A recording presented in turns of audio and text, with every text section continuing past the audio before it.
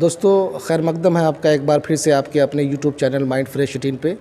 جیسا کہ آپ جانتے ہیں کہ آنے والے کچھ دنوں کے بعد جو ہے وہ نیکسٹ ویک میں عید الاضحیٰ کا مبارک دن آنے والا ہے.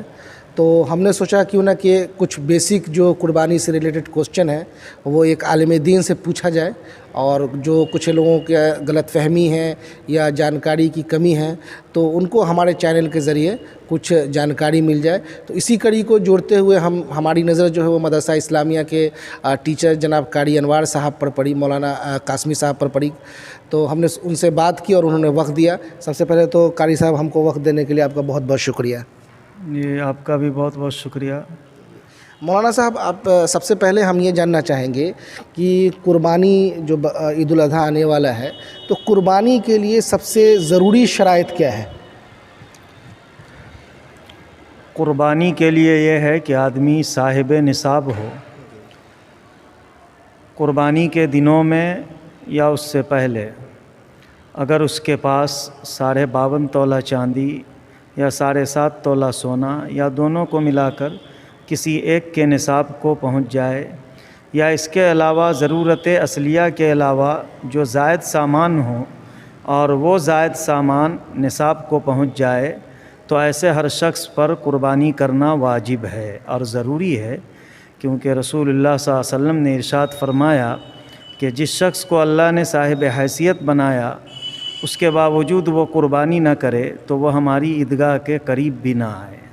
اچھا مولانا صاحب، ایک اگلا کوسچن ہم یہ پوچھنا چاہیں گے. جیسے آپ نے کہا کہ جو صاحب حیثیت رکھتے ہو، اتنا سونا اتنا چاندی ہو، سپوز کیجئے کہ میرے پاس اتنا سونا اور اتنا چاندی ہے لیکن میرے پاس ابھی اتنا کیش نہیں ہے، تو کیا ہم اس چیز کو بیچ کر کے قربانی کریں یا ہم جیسے لوگوں کے لیے کیا حکم ہوگا؟ اب جس طریقے سے بھی ہو، لیکن اگر صاحب نصاب ہو گئے ہیں تو آپ کو ہر حال میں کوئی نہ کوئی انتظام کر کے جو جائز حد میں ہے قربانی کرنا آپ پر یا ہم پر لازم ہوگا. چلیے جی مولانا صاحب، ایک چیز اور بتائیے گا کہ جانور سے ریلیٹڈ بہت ساری غلط فہمی ہے، تو کیسے جانور کو پسند کیا جائے کہ ہاں یہ جانور قربانی کے لیے صحیح ہے؟ کیا وہ پیسہ دیکھا جائے اس میں یا جانور کی کوالٹی دیکھی جائے؟ آپ نے بہت اچھا یہ سوال کیا کہ پیسہ دیکھا جائے یا جانور کی کوالٹی دیکھی جائے. حدیث کی کتابوں میں جہاں تک قربانی کے سلسلے میں آیا ہے وہ یہی ہے کہ جانور فربا ہو، عمدہ ہو، اچھا ہو، بالکل لاغر، بالکل دبلا، اتنا کمزور نہ ہو کہ ہڈی نظر آئے. اب وہ جانور جتنے کا بھی مل جائے، اس میں شریعت کی طرف سے یہ ضروری نہیں ہے کہ 50,000 ہی کا ہو، 40,000 ہی کا ہو. جس کو وسعت اللہ نے دی 25,000 کا لینے کی، 20,000 کا لینے کی، اب وہ صحیح ہے، فربا ہے. جو شریعت نے حد مقرر کی ہے اس طرح کا جانور ہے جس کی ہڈی نظر نہیں آ رہی ہے، جو اپنے سے چل لے رہا ہے، تو ایسے سارے جانور کی قربانی درست ہے. اور قربانی میں جو ہے وہ جانور کی قیمت کو کوئی دخل نہیں ہے، بلکہ فرمان نبی صلی اللہ علیہ وسلم کے مطابق اس کا اچھا ہونا، بہتر ہونا، لنگڑا نہ ہونا، کانا نہ ہونا، بالکل جو ہے سینگ کا ٹوٹا ہوا نہ ہونا، بالکل ایک پاؤں زمین پہ نہ سٹا کے چلنا، تو یہ ساری چیزوں سے منع کیا گیا ہے. اور عمومی فرمایا گیا کہ ایسا جانور خریدو جو اچھا ہو، عمدہ ہو، اب وہ آپ کو جتنے کا میسر آ جائے. اچھا مولانا صاحب، ایک اور چھوٹی سی چیز بتائیے گا. جیسا آپ نے کہا کہ لنگڑا نہیں ہو، سینگ نہیں ٹوٹا ہو، سپوز کیجئے کہ میں کوئی جانور خرید کے لاتا ہوں اور لانے کے بعد وہ میرے دروازے پر کسی کارن سے حادثہ ہو جاتا ہے اور لنگڑا ہو جاتا ہے، تو اس کے لیے کیا حکم ہے پھر؟ اس کے لیے حکم یہ ہے کہ اگر کسی آدمی نے اچھا جانور خریدا، اپنے دروازے پر خرید کر لائے، اور یہاں آنے کے بعد وہ لنگڑا ہو گیا، لنگڑانے لگا، تو اب اس میں یہ ہے، شریعت کہتی ہے، کتابوں میں لکھا ہے کہ اگر لنگڑا کے چل رہا ہے لیکن پاؤں اس کا زمین پہ لگ رہا ہے تو ایسے جانور کی قربانی درست ہے، اس میں کوئی مضائقہ نہیں ہے. لیکن اگر بالکل وہ پاؤں نہیں رکھ رہا ہے، ایک پاؤں بالکل زمین پہ رکھتا ہی نہیں ہے، تو پھر ایسے جانور کو بدل کر آپ کو اسی قیمت کا دوسرا جانور لے کر اس کی قربانی کرنی ہوگی. اچھا ایک چیज़ اور بتائیے گا مولانا صاحب کہ کیا قربانی میں بھینس کا استعمال کیا جا سکتا ہے؟ بالکل کیا جا سکتا ہے، بھینس کی قربانی بھی درست ہے، حلال ہے، کسی طرح کی کوئی قباحت نہیں ہے۔ اچھا ایک چیز اور بتائیے گا کہ اونٹ کی جو قربانی ہوتی ہے، کچھ لوگوں کا سوال تھا جب میں نے کہا کہ میں اس ٹاپک پہ ویڈیو بنانا چاہتا ہوں، تو ایک صاحب نے کہا کہ ہمیں ڈاؤٹ ہے، ہمیں کسی نے کہا ہے کہ اونٹ میں 14 نام ہوتا ہے، تو کیا یہ صحیح ہے؟ اونٹ ہو یا بیل ہو یا گائے ہو یا باچھا ہو یا بھینسا ہو یا اونٹنی ہو، سب میں 7 ہی حصے ہوں گے، 14 کسی میں نہیں ہوں گے۔ اچھا ایک چیز اور بتائیے گا، ابھی آپ نے ایک جانور کا نام لیا ہے بھینس کا، جس دیش میں ہم رہتے ہیں وہاں پہ کچھ علاقے میں وہ بین ہے، تو کیا ایسے پوزیشن پہ وہاں پہ کرنا جائز ہوگا؟ جس جگہ پر کسی خاص جانور کی قربانی یا اس کے ذبیحہ پر ممانعت ہو سرکار کی طرف سے، تو ایسی جگہوں پر اس کے بدلے میں دوسرا جانور، چاہے وہ جو بھی ہو، جس کی اجازت ہو، حلال ہو، وہ کرنا ہے۔ اس ممنوع کیے ہوئے جانور کو، جس سے روکا گیا ہے، اس کو نہ کرنا چاہیے۔ دوستوں میں ایک چیز آپ کو کلیئر کر دوں، مولانا صاحب نے ایک اردو شبد کا پریوگ کیا ممنوع، ان کے کہنے کا مطلب یہ تھا کہ اگر سرکار کے ذریعے کسی جانور پر یہاں بین لگا ہوا ہے تو بہتر یہ ہے کہ اس کی قربانی نہ کی جائے، اس کی جگہ پہ جو آپشن دوسرا آپ کے پاس ہے اس کو کیا جائے۔ مولانا صاحب ایک چیز اور بتائیے گا، ہم اب آتے ہیں عقیقہ کے ٹاپک پہ۔ کچھ لوگ ایسے ہوتے ہیں جو قربانی کے جانور میں عقیقہ کو بھی ایڈ کر دیتے ہیں، تو کیا یہ صحیح ہے؟ قربانی کے جانور میں عقیقہ کرنا جہاں تک فقہا نے لکھا ہے وہ درست ہے، اور جب یہ بڑے جانور کی بات ہے جس میں 7 حصے شریعت نے مقرر کیے ہیں، فقہا نے اس کو اسی میں بیان فرمایا ہے۔ بقیہ جو چھوٹے جانور ہیں جیسے بکرا ہو، بکری ہو، تو اس میں ہر حال میں ایک کی طرف سے ایک ہی کافی ہوگا،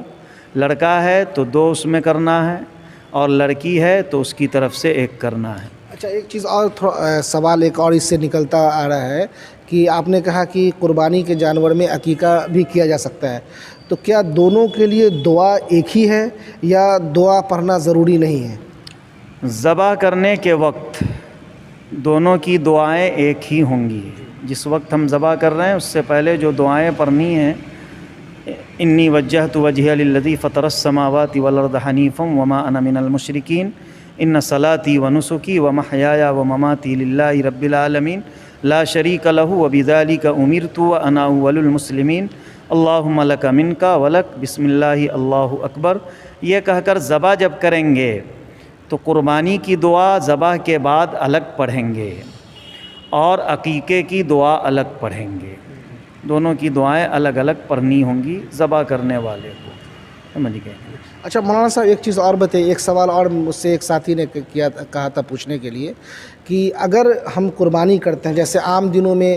خصی ذبح ہوتا ہے تو بسم اللہ اللہ اکبر کہہ کے لوگ ذبح کر دیتے ہیں، تو کیا قربانی بھی ایسے کیا جا سکتا ہے یا قربانی کے لیے دعا پڑھنا ضروری ہے؟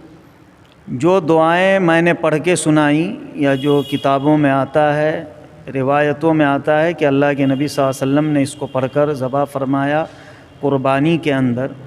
لیکن اگر کوئی صرف بسم اللہ اللہ اکبر کہہ کر ہی ذبح کر لے تو اس کو ذبح کے بعد وہ دعائیں قربانی کی جس کے نام سے ہو رہی ہے اس کو تو پڑھنا ہے، لیکن اگر ان صلاتی و نسکی یا انی وجہت یہ نہیں پڑھا تو اس سے قربانی پر کوئی اثر نہیں ہوگا، قربانی ہو جائے گی اور درست ہوگی۔ اچھا مولانا صاحب ایک سوال کا اور جواب دیجیے گا کہ جیسے 7 نام بڑے میں ہوتا ہے، تو کیا جب قربانی کے بعد وہ 7 نام کا لینا، ان کے فادر کا نام لینا ضروری ہے یا دل سے ارادہ کر لینا کافی ہے؟ نام کا آپ دل سے ارادہ نہیں بلکہ جن لوگوں کا نام ہے اس نام کا اللہم تقبل من کے بعد ان سارے نام کا ذکر ہوگا، جتنے شریک اس حصے میں ہیں اس جانور میں سب کے نام کا ذکر ہوگا، ذکر کرنا۔ مولانا صاحب ایک چیز اور بتائیے گا، اب ہم تھوڑا سا اور بقرعید کے نزدیک جاتے ہیں، روزہ جو بقرعید سے 1 دن پہلے رکھا جاتا ہے اس کے بارے میں کیا حکم ہے اور کتنا روزہ رکھنا چاہیے؟ بقرعید 1 تاریخ جب شروع ہوئی ذی الحجہ کی تو 1 سے لے کے 9 ذی الحجہ تک رسول پاک صلی اللہ علیہ وسلم نے ارشاد فرمایا کہ ذی الحجہ کے 10 دنوں کے اعمال اللہ کو سب سے زیادہ محبوب اور پسندیدہ ہے، اور اس میں ہر دن 9 سے پہلے 9 تک جو آدمی بندہ روزہ رکھے تو اس کو اس کے 1 سال پچھلے اور اگلے گناہ معاف کر دیے جاتے ہیں۔ اور 9 ذی الحجہ جو 9 تاریخ ہوتی ہے، اس دن کے روزے کی فضیلت صراحتاً اللہ کے نبی صلی اللہ علیہ وسلم نے ارشاد فرمایا ہے، اور اسی لیے لوگ اس کا ہمیشہ سے اہتمام کرتے آئے ہیں،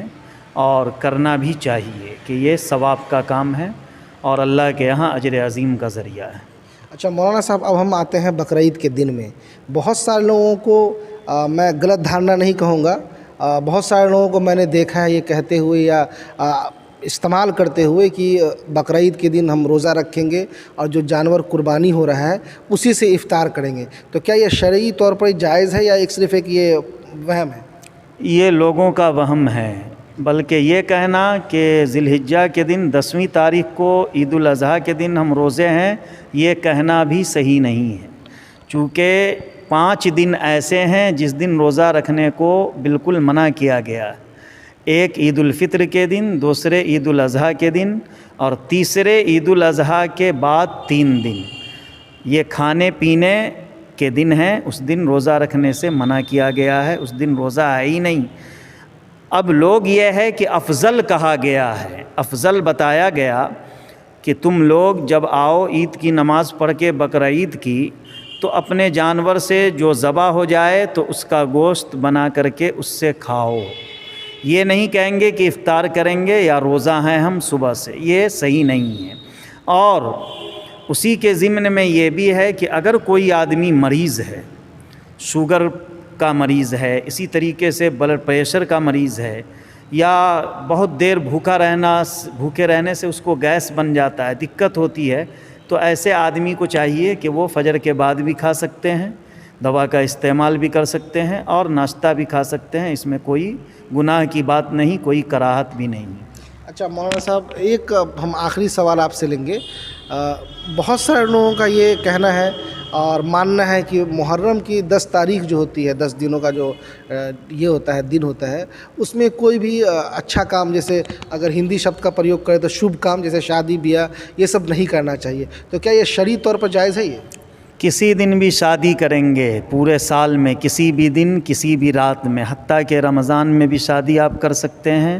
اور اس کی رات میں بھی، اور شوال میں بھی کر سکتے ہیں۔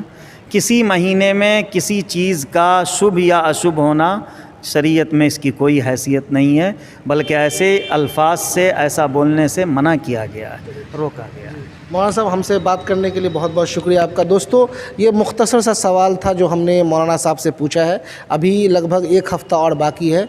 ہم امید کریں گے کہ اگر آپ کو کچھ اور بھی ایک پیغام میں آپ کے چینل سے اور دینا چاہتا ہوں، پورے خاص طور سے شاہ پور بھگونی کے تمام لوگوں سے یہ گزارش کرنا چاہتا ہوں، چونکہ آپ کے چینل کو سب لوگ دیکھتے ہیں ہر جگہ کے، اور عمومی طور پر سارے ایمان والوں سے، کہ عید کا دن ہو یا بقرعید کا دن ہو،